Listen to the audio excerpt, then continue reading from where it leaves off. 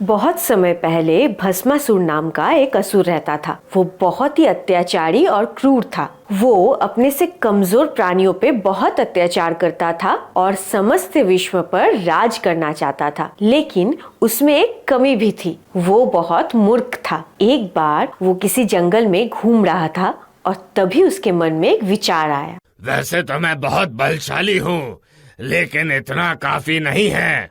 पूरी सृष्टि को जीतने के लिए मुझे और कुछ करने की भी आवश्यकता होगी। लेकिन क्या? भस्मासुर ये सोच ही रहा था कि उसके सामने नारद मुनि आ गए। उन्हें देखकर भस्मासुर ने सोचा, नारद मुनि ये मुझे सही रास्ता दिखा सकते हैं, इन्हें तो सब पता होता है। तभी नारद मुनि भस्मासुर के पास आकर बोलते हैं, नारायण नारायण। अरे भस्मासुर, कहाँ घूम रहे हो? कौन सी ऐसी चिंता है जो तुम्हें खाए जा रही है? प्रणाम नारद मुनि। कल्याण हो भस्मासुर। नारद मुनि, मैं सृष्टि में सबसे अधिक बलशाली होना चाहता हूँ। क्या आप मुझे इसके लिए कोई मार्ग दिखा सकते हैं? क्यों नहीं भस्मासुर, तुम जो भी पाना चाहते हो वो तुम्हें मिल सकता है। लेकिन उसके लिए तुम्हें घोर तपस्या करके भगवान भोलेनाथ को प्रसन्न करना होगा। फिर जो वरदान चाहो तुम उसे मांग सकते हो, वो तुम्हें निराश नहीं करेंगे। नारायण नारायण। ये कहकर नारद मुनि वहाँ से अंतर्ध्यान हो जाते हैं और उसके बाद भस्मासुर जंगल में जाके भगवान शिव की घोर तपस्या में लीन हो जाते हैं। ओम नमः शिवाय, ओम नमः शिवाय। उसकी तपस्या कई सालों तक चलती है।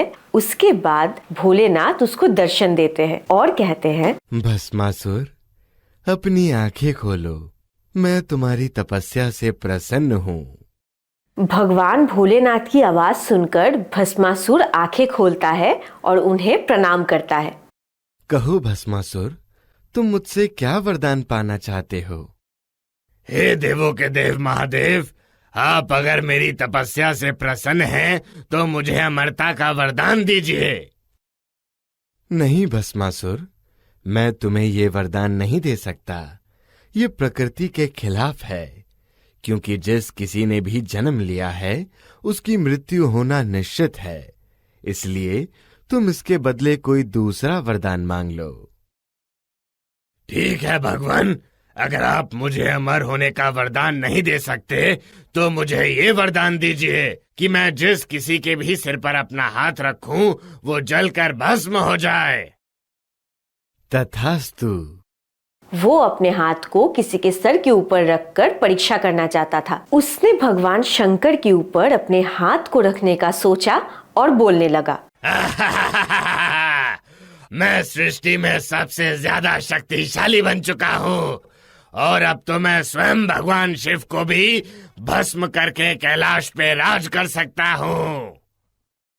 ये सोचकर भस्मासुर जब अपना हाथ भगवान शंकर के सर के ऊपर रखने जाता है तो भगवान शिव वहां से भागने लगते हैं। ये देखकर भस्मासुर भी उनके पीछे पीछे भागने लगता है। भागते भागते भगवान शिव के सामने गुफा आती है और भगवान शिव वहां पे छुप जाते हैं और भगवान विष्णु को याद करते हैं। भगवान शिव कहते हैं, हे भगवान विष्णु, इस भस्मासुर से मेरी रक्षा करें।